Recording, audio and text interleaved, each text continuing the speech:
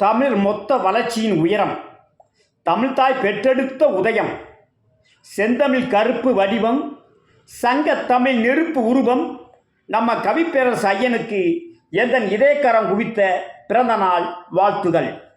இயக்குனர் இமயம் பாதிராஜா அவர்கள் இசைஞானி இளையராஜாவிடம் நம்ம கவிப்பேரரசர் பற்றி கூறுகிறார்.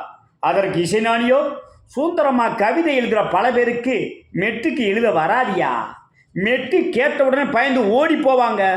இது தேமா புளிமா சமாச்சாரம் இல்லை, இது வெண்பா இல்லை, இது விருத்தம் இல்லை, இது மெட்டு உடைந்து உடைந்து வரும். ஒழுங்குபடுத்துவது அவ்வளவு சிரமம். சரி, எதற்கும் நீ சொல்ற, வாய்ச்சி காற்றேன், வர சொல்லு. நமது ஐயன் கவிப்பேரரசனம் பாடுகிறார் இசைஞானி.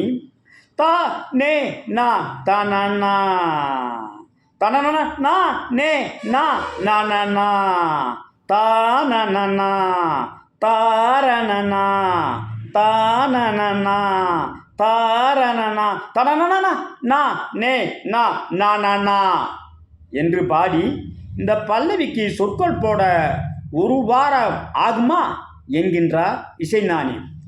கவிதை பொருளை அள்ளி எடுத்து இதய செவியில் ஊட்டி சொற்கள் ஆட்சியின் சூத்திரமெல்லாம் மனதின் கண்கள் காட்டி யாப்பு ஒளியின் நாணமெல்லாம் விரநூலில் கூட்டி தொடக்கம் ஏற்றம் இறக்கம் முடுக்கம் சுழனாவில் ஈட்டும் நம்ம கவிப்பேரரசன் ஐயன் அவர்கள் எழுதட்டுமா, சொல்லட்டுமா, பாடட்டுமா? என்னது, பாடுவீங்களா? எங்க பாடுங்க என்றார் இசைஞானி. பொன்மாலை பொழுது, இது ஒரு பொன்மாலை பொழுது, வானமகள் நாணுகிறாள், வேறு உடை பூணுகிறாள், இது ஒரு பொன் மாலை பொழுது என்று பாட மிகவும் மகிழ்கிறார் இசைஞானி. அன்று முதல் தமிழ் கவிதை இசை ஆடை கட்டி உலகமெங்கும் பவனி வருகிறது. மெல்லிசை மன்னர் MS விஸ்வநாதனிடம் செல்கிறார். மெல்லிசை மன்னரோ கவியரசு கண்ணதாசன் பாடல் எழுத வேண்டும் என்று எண்ணுகிறார். ஆனால் கண்ணதாசனோ உடல்நலமின்றி மருத்துவமனையில் இருக்கிறார். இயக்குனர் அவசரம் என்று தண்ணீர் படத்துக்கு பாடல் கேட்க தருகிறார் மெல்லிசை மன்னன். தன்னனான தானனான தன்னனான தானனான தன்னனான தானனான தானதன்ன நன்னனான தன்னனான தீரனான தீரதான தீரனான தன்னனான தீரனான தரத்தர தரத்தர தானா தன்னன தான நன்னா என்று மெட்டை பாடிவிட்டு நமது ஐயன் இருக்கிறாரா ஓடிவிட்டாரா என்று பார்க்கிறார் மெல்லிசை மன்னர் MSV. ஓசையை பெற்று அதன் மொழியின் ஒளியை எட்டும் தமிழ் தாயின் தவமகன் தமிழ் கொடி ஏற்றுகிறார்.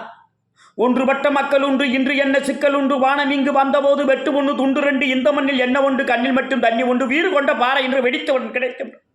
தண்ணீர் கண்ட பின்பு மாறும் எங்கள் கண்ணீர், தண்ணீர் கண்ட பின்பு மாறும் எங்கள் கண்ணீர் என்று நம்ம ஐயன் பாட எழுத்துபடியில் தமிழ்த்தாயை கண்ட மெல்லிசை மன்னன் குரல் முளைத்து வந்த தமிழ்த்தாயை இறுக அள்ளி அணைக்கிறார். மரபு கவிதையின் கட்டமதி புது கவியின் சொல்லாட்சி கொண்டு நவீனமாய் தமிழ்த்தாயை மனவீல் எங்கும் துள்ளி குதிக்க செய்தவர் நம்ம கவி பேரரசரே ஆவார்.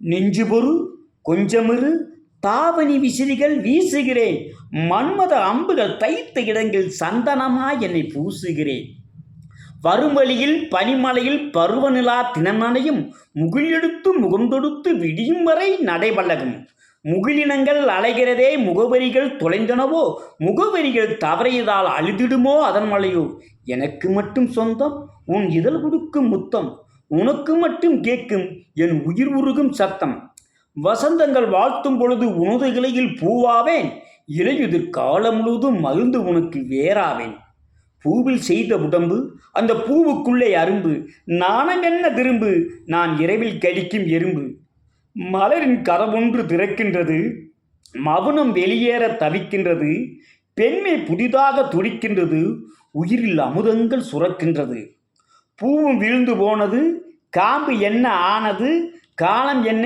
கேள்வி கேட்குது, கலங்கம் வந்தால் என்ன பாரு, அதுக்கு நிலான்னு தான் பேரு, அட மந்தையில் நின்னாலும் நீ வீரவாண்டி தேரு, காதில் நரைச்ச முடி கன்னத்தில் குத்துது, சூழியில் படகு போல என் மனசு சுத்துது, உனக்கே வச்சிருக்கே மூச்சு, எதுக்கு இந்த கதியாச்சு, அட கண்ணுகாது மூக்கு வச்சு உருக்குள்ள பேச்சு, சொன்னது தப்பா தப்பா?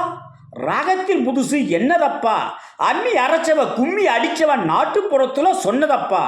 பெண்கென்று பசு தேடி பார்க்கின்ற வேலை அம்மான்னு சொல்லவும் அதிகாரமில்லை.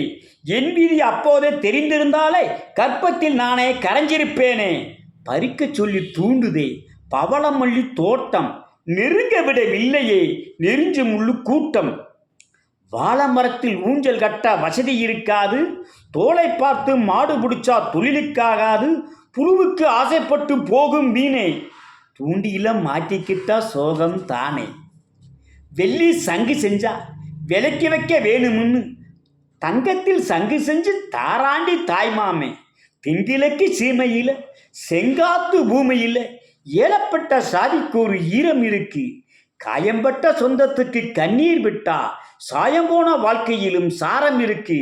இவக உழப்புக்கு நீர் பார்க்கத்தான் ஈசானி மூலையில் மேகம் இருக்கு போன்று உதய கீதம் பாடி 8000 இசைப்பாடல்கள் ஒளியில் கவிதையில் பூக்கள் தொடுத்தவர் நம்ம ஆசான் கவி பேரரசராய் ஆவார். பத்மபூஷன் விருது, பத்மஸ்ரீ விருது, சாகித்ய அகாடமி விருது, சாதனா சம்மன் விருது, இந்திய அரசின் சிறந்த பாடலாசிரியர் 7 தேசிய விருதுகள், தமிழக அரசின் சிறந்த பாடலாசிரியர் 6 தமிழக விருதுகள், சிறந்த பாடலாசிரியருக்கான சினிமா ரசிகர் சங்க விருதுகள் தொடர்ச்சியாக 17 விருதுகள், சிக்கி விருது, மலேசியா மொழி இலக்கிய அரவான் விருது, கலைமாமணி ஞானபீட விருதுகள், முத்தமிழ் பெருங்கவிஞர் விருது, 3 பல்கலைக்கழகங்கள் மதிப்பூர் முனைவர் பட்டங்கள், சீபா ஆதித்யநாத் இலக்கிய பரிசு, அன்னாள் குடியரசுத் தலைவர் அப்துல் கலாம் நம் ஐயனை காப்பிய கவிஞர் என்றார். அன்னாள் பிரதமர் வாஜ்பாய் அவர்கள் நமது ஐயனை கவி சாம்ராஜ் என்றார். அன்னாள் தமிழக முதல்வர் கலைஞர் ஐயனுக்கு கவிப்பேரரசு என்ற பட்டம் வழங்கினார். இவ்வாறு ஐயன் பெற்ற பட்டங்களும் விருதுகளும் நீண்டு கொண்டே செல்கின்றன. ஐயன் பெற்ற விருதுகள் எல்லாம் விருதுகளா? தமிழ்தாய் விரல் பிடித்து மேலே ஏறும் விருது, ஐயன் இதழில் பூக்கும் குரலு, தமிழ்தாய் கொஞ்சு மகிழும் நிழலு, கல் தோன்றி மண் தோன்றா காலத்தே வாளோடு முன் தோன்றிய மூத்த தமிழ்குடியின் நீளம் அகலம் உயரம் என மொத்தம் நம்ம கவிப்பேரரசரே ஆவார்.